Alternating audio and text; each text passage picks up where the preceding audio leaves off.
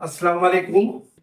15/4 तो हम लोग कमिश्नर साहब को मुलाकात किए थे शहर के बहुत सारे इश्यूज पर, खासकर आईएनडीपी नाला सफाई, क्योंकि बारिश आ रही है और शहर में अक्सर हम देखते हैं कि कहीं हर जगह पर शहर में रोड पर, नाली में, गटर पर, नुक्कड़ों पर, रोड के डिवाइडर पर बहुत सारे कचरे पड़े रहते। इस इश्यूज पर और वाटर डिपार्टमेंट से हमने मुलाकात की थी। इस इश्यूज पर जब हमने मुलाकात की तो उन्होंने हमसे आश्वासन दिया था कमिश्नर साहब ने कि इसी महीने की एंडिंग में हम मुमरा कौसा के बड़े आईएनडीपी नाले की सफाई करेंगे। लेकिन मैं आपको बता दूं कि आईएनडीपी नाले का टेंडर हुआ, लेकिन वो अभाव भरा, उन्होंने 30% अभाव भरा, जिसकी वजह से उसका जो टेंडर है वो कैंसिल हो गया। उन्होंने वापिस से रिकॉल किया, 1 हफ्ते की शॉर्ट नोटिस दी हुई। भारत, ये तो रहा आईएनडीपी नाले का मसला। लेकिन मैं आपको एक चीज बता दूं, शहर में जो बहुत बड़ा तमाशा हुआ, कुछ पार्टी के लोग बाहर से जो डंपर गाड़ियां भर करके आ रही है कचरे की, उसको रोकने की कोशिश की। उसके बाद अच्छी बात है, रोकना चाहिए। कुछ भी बाहर से आ रही है कोई भी चीज, अगर उनको लग रहा है कि उसमें कचरा है, बाहर का कचरा है, शहर में नहीं आना चाहिए। भाई साहब ने भी उसको रोकने की कोशिश की, लेकिन अफसोस इस बात का होता है, लेकिन हमारे शहर का कचरा भी सेम जगह पे जा रहा था जहां पर वो बाहर की गाड़ियां आ रही। हमारे शहर के कचरे को रोक दिया गया, लेकिन ये कचरा किसने रोका? कौन तमाशा किया? किसको ये स्टैंडबाजी करनी थी? 3 दिन तक नहीं, 4 दिन तक कचरा रोड पर गलियों में पड़ा रहा और उससे जो बीमारी फैली, जो बदबू फैली, उसका जिम्मेदार कौन है? सिर्फ शहर में स्टैंडबाजी हो रही है। आज तक 15 साल से हमारे शहर को एक डंपिंग ग्राउंड नहीं मिला कि कचरा कहां पर प्रॉपर डाला जाए। हर दूसरे तीसरे महीने में यह मसला खड़ा होता है। और आपको एक चीज और बता दूं, जब तक प्राइवेट कंपनी नहीं आई थी, थाने महानगर पालिका इस कचरे को उठाती थी, जब तक कोई इशू नहीं था। जब से पहले क्रिस्टल कंपनी आई, क्रिस्टल कंपनी के बाद अभिषेक कंस्ट्रक्शन आया, अभिषेक कंस्ट्रक्शन के बाद वापिस क्रिस्टल आ गई। 3 दिन तक रोड पे कचरा पड़ा रहा। मैंने जो हमारे यहाँ के एसआई है महेश बागराव, उससे कांटेक्ट किया, उन्होंने कहा डंपिंग बंद है। हमारे यहाँ के रफीक शेख साहब जो माइनॉरिटी के अध्यक्ष हैं, जावेद भाई मौजूद है, और मुझे लगता है कि वो हमारे शहबाज, ये तमाम लोगों ने जो कचरा रोड पर यहाँ पर मित्तल के सामने पड़ा हुआ था, वहां जाके आवाज उठाई। मैंने भी आवाज उठाई, कि मैंने वहां पर खुद विजिट किया। अफसोस की बात यह है कि 4 दिन के बाद वो डंपर जहां जा रहा था, जिसको रोकने की कुछ लोगों ने कोशिश की, वो डंपर नहीं रुका, लेकिन कचरा शहर का रुक गया। 4 दिन के बाद वही लोग आते हैं, स्टैंडबाजी करते हैं और कचरा चालू करवा देते हैं। लेकिन ये कितने दिन तक तमाशा चलेगा? और फिर मुझे मालूम पड़ा कि शहर में का आंदोलन रखते हैं। अरे भाई आमदार साहब, आप आमदार हो शहर के, आप कैसे आंदोलन करते हो? थाने महानगर पालिका की सारी क्रेडिट आप लेते हैं, तो डंपिंग नहीं मिला, इसकी क्रेडिट कौन लेगा? और आपको बता दूं, बार बार ये बीजेपी के नाम लेते हैं, इनको मैं आप लोगों को बता देना चाहता हूं मीडिया के जरिए कि जो क्रिस्टल कंपनी है वो प्रशांत लाट बीजेपी की है। चलो एक बार उसका टेंडर हुआ, दोबारा कैंसिल हुआ, तो फिर कैसे उसी बीजेपी के आदमी को मिल जाता है? टोरेंट कंपनी बीजेपी की, वो भी मुमरा शहर को मिल जाती है। हमारे शहर में सारा परमिशन मिल जाता है बीजेपी वालों को, और हमारे शहर में सहूलत के नाम पर जीरो है। सिर्फ आंदोलन के नाम पे तमाशा किया जाता है, स्टंटबाजी की जाती है, कोई उसका रास्ता नहीं है। हम लोग आज फिर गए थे कमिश्नर साहब के पास, कमिश्नर साहब बिजी थे, नहीं मुलाकात हो भाई। हमने मनीष जोशी साहब से वापिस से मुलाकात की। हमने वाटर डिपार्टमेंट के विनोद पवार साहब से मुलाकात की। हमने कहा कि शहर, आज भी हमारे शहर में अमीनाबाद में पानी नहीं पहुंच रहा है, पानी के लिए लोग तरस रहे हैं। एक विस्टा वैली बिल्डिंग है, टीएमसी बिल्डिंग है, पानी नहीं पहुंच रहा है। शहर में बहुत सारे राजनीतिक लोग जिनकी टीएमसी बिल्डिंग बन रही है, उनकी बिल्डिंगों में डायरेक्ट 24 घंटा पानी मेन लाइन से दिया गया है। कौन कर रहा है? किसके आशीर्वाद से हो रहा है? और शहर में तमाशा करते हो, ढोंग करते हो, आंदोलन के नाम पर रोड पे लेटते हो। ये नहीं चलने वाला है। इसीलिए आज हमने कमिश्नर साहब से मुलाकात की थी, और आगे की बात हमारे राजू भाई मौजूद है, वो बताएंगे क्या। जैसा कि आप लोगों ने अभी सुना हमारे सफर नुमान साहब को, आज आप लोगों को यहाँ बुलाने का मकसद ये था कि इस हमारे जमहूरी देश के अंदर हमारा जो चौथा स्तंभ है वो आप, और हम ये समझते हैं कि अगर आप लोग ने निष्पक्षता के साथ में अगर अपने हमारी बातों को और जो सच्चाई की बातें हैं उनको अगर जनता तक पहुंचाएगी तो इस देश में कभी अराजकता नहीं फैलेगी। आज आप देख सकते हैं कि पिछले 16वां वर्ष चल रहा है हमारे आमदार साहब का। 2009 में पहली मरतबा वो जीत करके आए थे।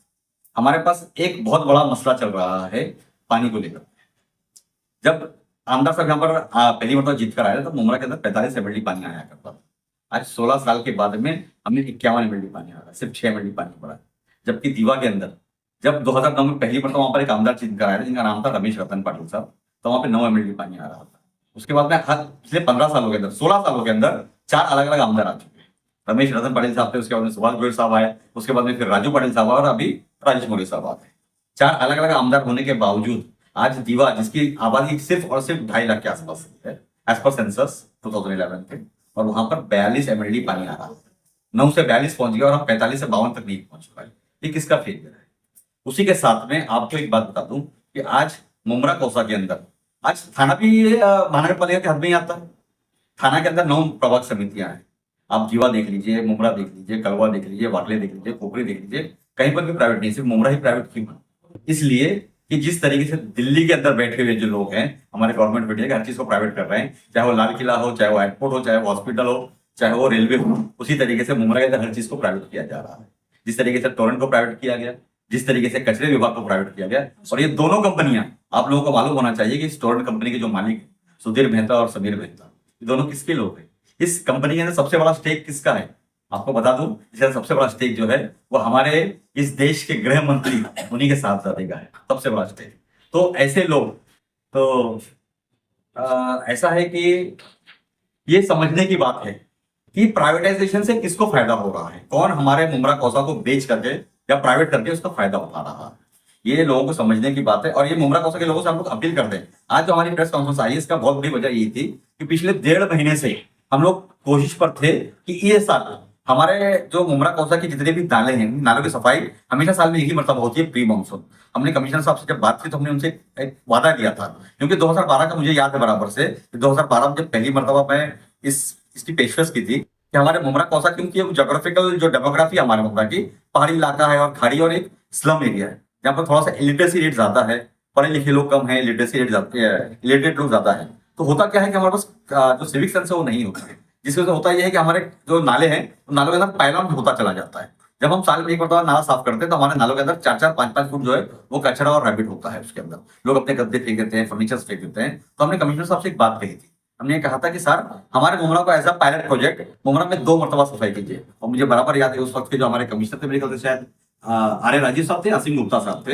हमने उनसे गुहार लगाई थी और उन्होंने उस वक्त में मुमरा में साल में 2 मरतबा नाला साफ करवाया था। असीम गुप्ता साहब थे शायद, तो उन्होंने साल में 2 मरतबा नाला साफ करवाया था और वो साल हमारा कंट्रोल पे रहा। आज वही हाल है कि आज दीवा प्रभाग समिति का नाले का टेंडर हो गया, मैं समझता हूँ कि 2-4 दिन में काम चालू हो जाएगा, मगर मुमरा का टेंडर आज कैंसिल हो गया।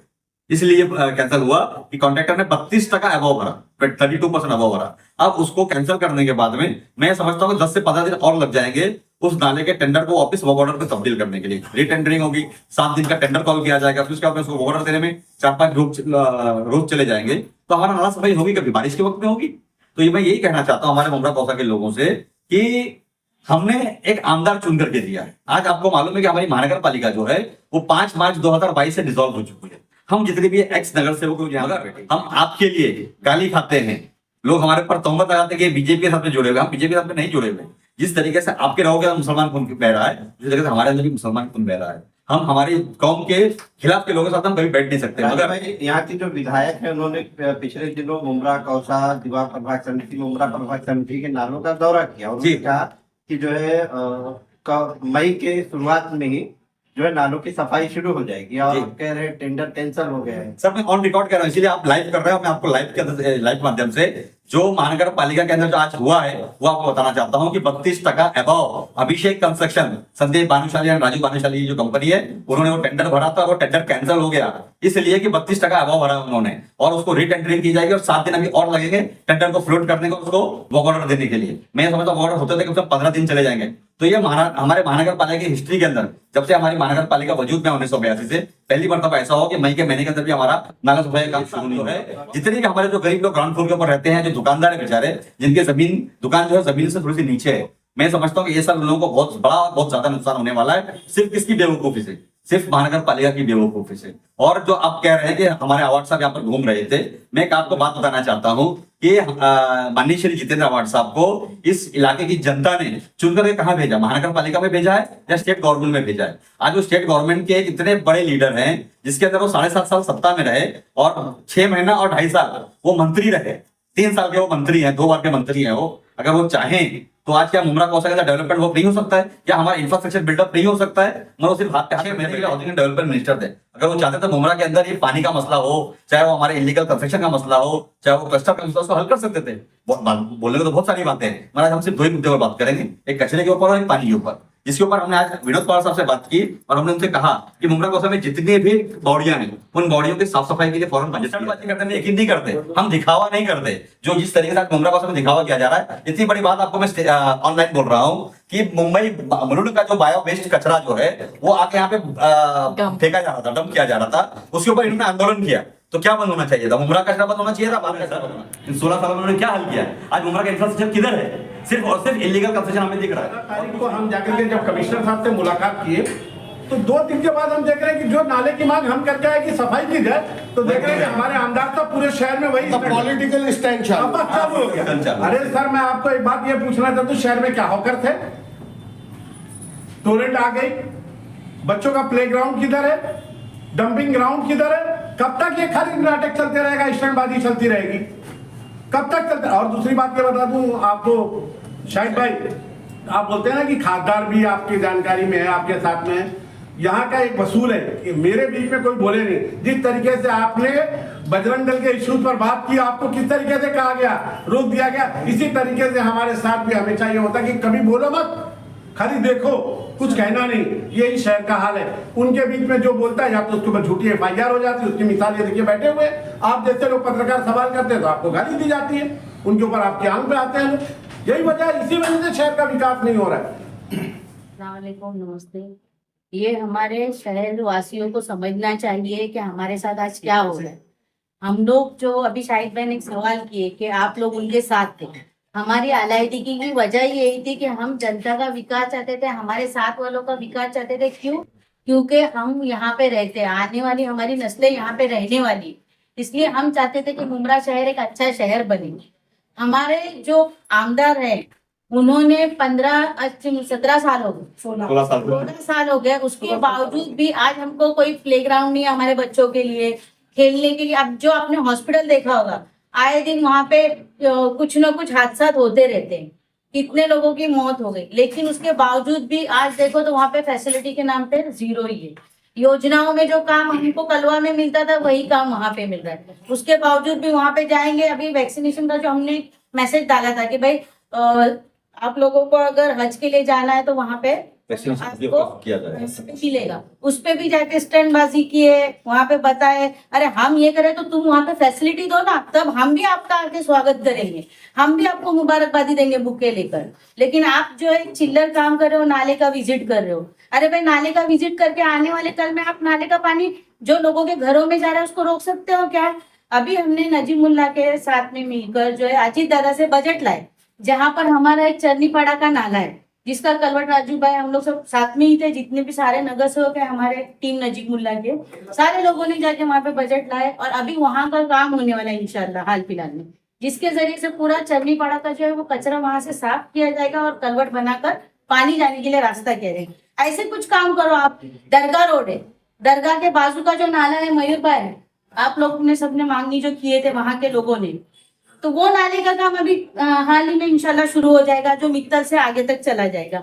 खाड़ी में हमने कई मर्तबा मांगनी की कि इलीगल कंस्ट्रक्शन हुआ है, पानी जो जा नहीं रहा है, नाले का पानी कहीं ना कहीं रोका गया है भरनी करके, उसको आप इलीगल कंस्ट्रक्शन हटाओ। वहां पे जाके अगर आमदार क्रेडिट लेता है तो हमको अच्छा लगेगा, लेकिन आमदार को इंटरेस्ट ही नहीं है कि शहर का विकास करे, तो इसीलिए हमने अलायदगी उससे ले ली। और अभी हम जो है टीम नजीमुल्ला जहां तक हो सके अपने कामों के लिए आगे बढ़ चढ़ कर हिस्सा ले रहे हैं और जाकर कमिश्नर से मिलकर, अजीत दादा से मिलकर, और आने ही हाल फिलहाल में हम लोग जो सोच रहे हैं कि पानी के लिए कौन से मिनिस्टर का नाम बताए थे? उदय सामंत साहब, हाँ, उनके पास हम लोग मेडिसिन जाए, मिनिस्टर है हमारे उदय सामंत साहब। उनके पास हम लोग जाकर जो है हम लोग वो सॉरी हाँ, बारबी डैम बारबी डैम नहीं, बड़ा जो डैम बनाने के लिए हमारे कामला नदी के ऊपर और शाही नदी के ऊपर हाँ। हमारा डैम का प्रकल्प था जो पिछले 15-20 सालों से था, और उम्मीद ये है कि हमें इस साल के अंदर उसका काम चालू हो जाएगा।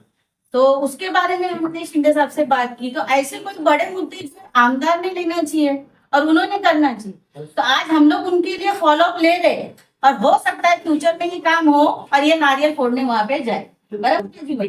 तो आप लोगों की भलाई के लिए भी करिए, क्योंकि आप ही लोगों के साथी वाले जो है वो बिल्डर है, कोई वसूली वाले है तो कोई काम करने वाले हैं। तो जो लोग बेचारे घर ले रहे हैं आज कहीं ना कहीं, वो फेस कर रहे हैं इन चीजों को। आपने देखा होगा इलीगल के नाम पे बिल्डिंगें तोड़ी जाती है, इसमें फेलियर किसका है? आमदार जब बन के आए थे तब 4 माले की बिल्डिंग थी, 8-8 माले की बिल्डिंगें हो गई। आज बेचारे जो गरीब वहां पे कहीं ना कहीं कर्जे वगैरह करके अपना आशियाना बनाते हैं, आज इलीगल के नाम पे उसको तोड़ा जा रहा है। 2 साल, 5 साल, 10 साल पुरानी बिल्डिंग है। तो ये कौन सा इनका कानून है? क्यों ये विजिट करे? देखने जाते हैं क्या कि कहाँ पे काम चालू है, या देखने जा रहे थे किसकी बिल्डिंग तोड़ाने की है? ये नाले के पास जा क्यों रहे? पहले तो यही नहीं समझ रहा है। खास आमदार का जो काम होता है, मुझे लगता है कि अगर आमदार करे तो अच्छा है। ये हमारा एक मैसेज है कि हम भी उनके साथ देंगे इंशाल्लाह, अगर वो अच्छा काम करे। हम उनको बुके भी लिखा के देंगे, भले हम अपोजिशन है, लेकिन हम चाहते हैं कि हमारे शहर के लिए आप कुछ अच्छा दो। फोटोग्राफी के लिए आप काम मत करो, लोगों की भलाई के लिए काम करो, ये हमारा एक मैसेज है। और हमारे पत्रकारों के साथ बदतमीजी तो मत करो।